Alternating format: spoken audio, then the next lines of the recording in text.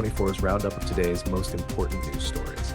Today is Tuesday, the 21st of Asad 1404 in the Afghan calendar, corresponding to 12th August 2025. I am William Ashford, bringing you the top national and international headlines. Top stories. UNICEF calls for greater support for returning children and families. The United Nations Children's Fund, UNICEF Deputy Regional Director Ted Chabon, has called for increased support for children and families amid the mass return of millions of Afghans. Chabon expressed deep concern that many of these journeys are sudden and difficult, placing further strain on already fragile Afghan communities, where over half of the population requires humanitarian assistance. Decades of war, the threat of drought, and other crises have left these communities struggling. According to UNICEF, by the end of July, more than 6,000 unaccompanied and separated children had been registered, supported, and reunited with their families or relatives. Chabon stressed the need to guarantee safety during travel, ensure the quality of ongoing care, and secure access to essential services in return areas. He urged Iran, Pakistan, and Afghanistan to coordinate returns in stages and appealed to aid agencies to expand humanitarian assistance, especially for children. Over 103,000 metric tons moved by rail in a week. The Ministry of Public Works has announced that from 10th to 16th Assad, Afghanistan's railway network transported 103,263 metric tons of goods. The breakdown includes 68,227 tons through Haratan, 6,249 tons via Akina, 16,537 tons through Torghundi, and 12,250 tons via the Kaf-Herat railway line. The cargo comprised petroleum, non-petroleum, and other goods, both imported and exported. Of the total, 597 tons were exports, largely dried fruits and pomegranate juice. High-level delegation attends economic forum in Kyrgyzstan. A senior Afghan delegation led by the acting Minister of Industry and Commerce, Noruddin Azizi, has traveled to Kyrgyzstan to participate in an economic forum. The ministry's statement confirmed the visit is taking place at the official invitation of the Kyrgyz Republic. In addition to bilateral meetings, the delegation will speak at a special session focusing on economic and trade cooperation between participating countries. Islamic scholars and investors from 10 countries visit Panjshir. A delegation of Islamic scholars and investors from Qatar, Saudi Arabia, Turkey, Bahrain, Oman, Malaysia, Palestine, Syria, and India has visited Panjshir province.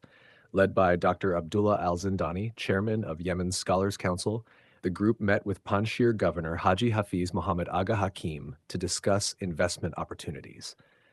The governor said Afghanistan is more ready for investment now than ever before, and called on Islamic countries to strengthen the Islamic system through investment in education, healthcare, agriculture, mining, and tourism. Yemeni businessman Khalid, head of the Islamic financing delegation, announced that around 250 companies and investors from Islamic countries are prepared to invest about USD 900,000 each in Afghanistan. Disaster Preparedness Authority signs agreement with Afghan Women's Organization. The National Disaster Preparedness Authority has signed a cooperation agreement worth USD 10,626 with the Afghan Women's Coordination and Development Organization. Under the agreement, supported by the World Food Program, the organization will provide cash or food assistance to 245 families in Paktia province in the event of disasters, following needs assessments. International headlines. 5 Al Jazeera journalists killed in Gaza. In a targeted Israeli strike outside the main entrance of Al-Shifa Hospital in Gaza City, 7 people were killed, including 5 Al Jazeera journalists, Anas al-Sharif, Mohammed Karika, cameraman Ibrahim Zahir and Moamin Alwa, and assistant Mohammed Nufal. Anas al-Sharif, aged 28, had been reporting extensively from northern Gaza. In his final message on social media, he wrote that he had never retreated from the truth, despite repeatedly experiencing grief and loss.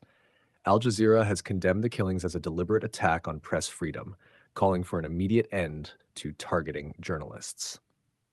Israel has alleged that al-Sharif led a Hamas unit, but human rights monitors and the UN Special Rapporteur on Freedom of Expression say there is no credible evidence and that he was performing his journalistic duties. Since October 2023, over 250 journalists and media workers have been killed in Gaza. widespread condemnation of the Gaza killings. The Committee to Protect Journalists has demanded accountability. The National Press Club has called for an investigation, and the Freedom of Expression Foundation has urged urgent measures to prevent further attacks on the media.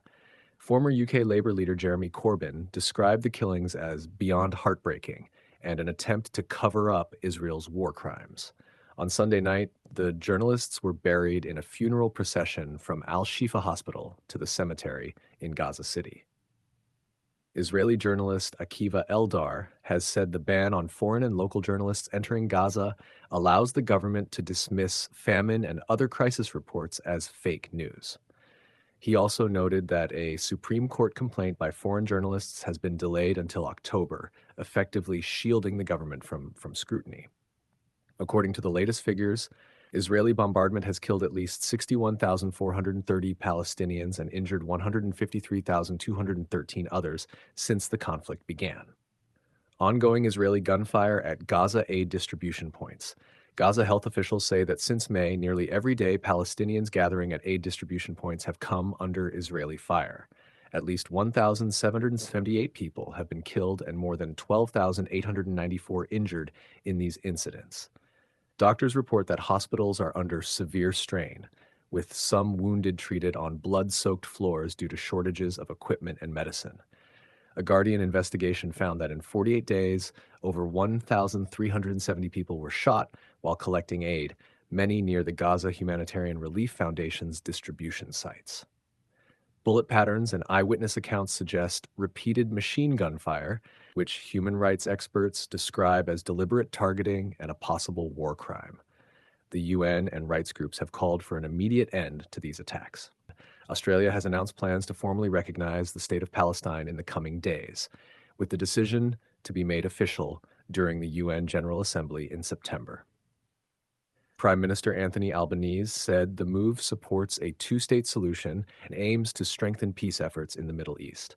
He noted that recognition is conditional on Palestinian commitments, including Gaza's demilitarization, holding democratic elections, removing Hamas from governance, and recognizing Israel's right to exist. The move aligns with similar announcements from France, the UK, and Canada. Leaders of the Jewish community in Australia have urged that recognition should only follow explicit Palestinian acceptance of Israel's right to exist and security guarantees. The Australian government insists this is a practical step toward regional stability and peace, urging the international community to work together for a political resolution to the conflict. Sports news. In Nangarhar's Chaparhar district, a volleyball tournament involving 16 teams has begun and will continue for 1 week. In the opening match, Kandi Bag defeated Fakirzai 3-1 to secure their first win. In Zabal's capital Kalat, an arm wrestling competition was held among 21 athletes from 3 clubs, with Abdul Malik Abrat Club taking first place. In Paktika's Urgan district, a futsal tournament that began 16 days ago concluded with Super Afghan defeating Kandari 11 Stars 2-0 in the final to claim the championship. In Maidan Wardak's Besud Hisawal district, a football tournament ended with Wali Azur Football Club beating Besud FC 1-0 to win the title. That's all for today's bulletin. Follow Zir News 24 on TikTok, Facebook, Instagram, X, and YouTube for more national, international, and sports updates. Until our next broadcast, Allah Hafiz.